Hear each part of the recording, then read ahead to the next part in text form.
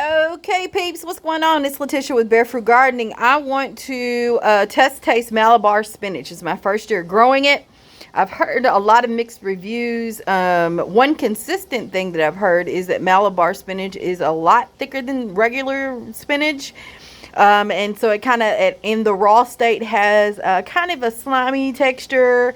But again, I think it's just because it's a little bit thicker. The leaves are, and definitely they are. Beautiful crop to grow. It vines, so trellising it is gonna be your best option. But I mean, leaves for days. Okay, leaves for days. So I decided to start to pick, because I noticed there were side shoots coming out and possible seed shoots. So I was like, oh man, I waited too long. So I was like, hurry up, let me pick. So I picked some very tender Malabar all the way up to the bigger leaves. So these leaves have definitely been on there longer. So I'm going to try each of them and just see at what texture I like or prefer better raw. And then I'm also going to have the hubby cook them up and see if I like it better cooked.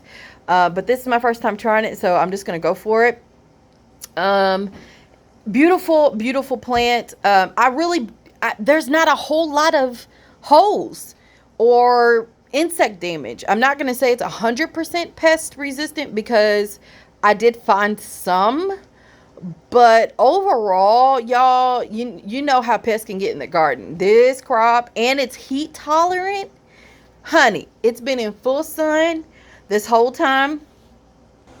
Right there on that trellis. Okay, it's going up the trellis. I got pole beans going up too, so you know, if your eye isn't trained to tell the difference between pole bean leaves and Malabar spinach, you may want to, or if you're concerned about that, you may want to grow them on different trellises.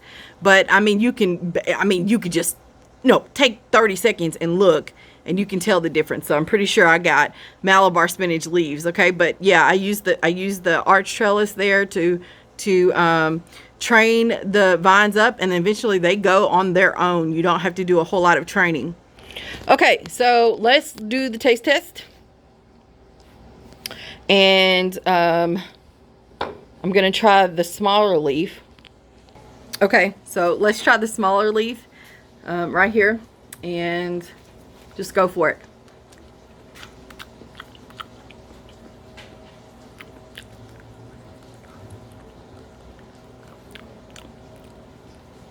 Okay.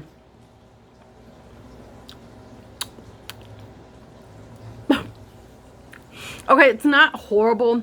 Tastes like grass.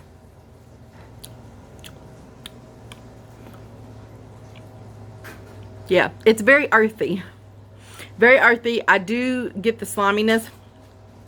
Kind of reminds me of okra, but it's not like as like overpowering as okra sliminess. So I got that much from the small leaf. Let's try the bigger leaf.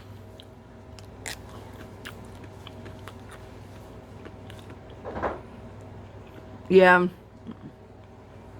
so far not good, you all. I don't prefer this raw. For y'all, I'll do the biggest leaf, but yes, definitely slimy, little earthy. All greens are a little earthy. This one's a little bit more potent. This is just for y'all. See that little bitty damage right there? But that's it. Look at that beautiful leaf. Look at that. Gorgeous. Gorgeous plant. But it just,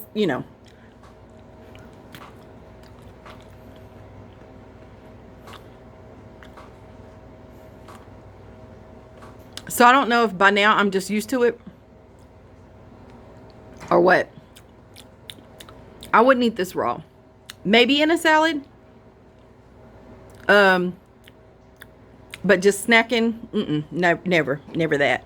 So I'm going to try it sauteed, and I'll post a short video on my Instagram. So check out my Instagram at BearFruit Grow LLC, and you'll get to see the results there. Thank you all so much for watching.